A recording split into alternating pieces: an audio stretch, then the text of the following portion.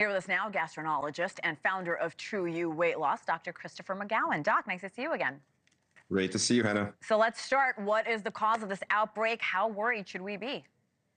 Yeah, so this is the largest TB outbreak in recent U.S. history. And people might be thinking, wasn't that a disease of the 1800s? What is going on here? So this is just a reminder that tuberculosis does still exist in the U.S., just at very low numbers. But keep in mind that worldwide, this is still the #1 infectious killer. Now, no reason for panic, though, because the average American is not at risk. This is primarily a disease that affects certain high-risk scenarios and settings like prisons, homeless shelters, healthcare environments. So if you encounter those settings, you do need to be vigilant, but also keep in mind that this is a curable condition if diagnosed. Okay, thank you for that. Let's turn to what may be a massive medical breakthrough. I was looking into this yesterday. The FDA approving a medication just this week to treat pain without the effects of opioids. This could be life-changing for so many reasons.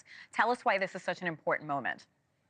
Yeah, so this is a big deal. This is the first medication approved by the FDA for the treatment of pain in more than 20 years. But more importantly, it is a non-opiate medication. That means this is different than things like morphine, Percocet, Vicodin. This medicine called Journavx works through pain receptors in the body rather than through the brain. What that means is it has zero addictive potential. That's a big deal because we know that each year, tens of thousands of patients who are prescribed opiate pain medicines will become addicted. There's no potential here. So this is approved for adults with moderate to severe acute pain, and it's being studied for the use of more chronic pain conditions as well. Really an incredible breakthrough. I know we'll be following that closely. On top of this, there's a new test. It may be able to predict the likelihood of developing bowel cancer. This, of course, is a story that's very much in your wheelhouse, Doc. Tell us about this test, and why is it so accurate?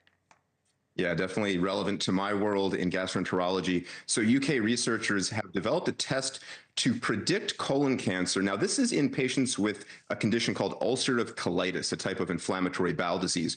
These patients are at higher risk of colon cancer. And this test, which took samples of colon tissue, looked for DNA changes, was 90% accurate in predicting colon cancer 5 years later. This is potentially a big deal for patients with inflammatory bowel disease. And just a reminder that for those patients without ulcerative colitis, just average risk, colon cancer screening starts at age 45. Colonoscopy remains the gold standard, though there are also stool tests available. Dr. Christopher McGowan, we always appreciate the advice and insight. Thank you.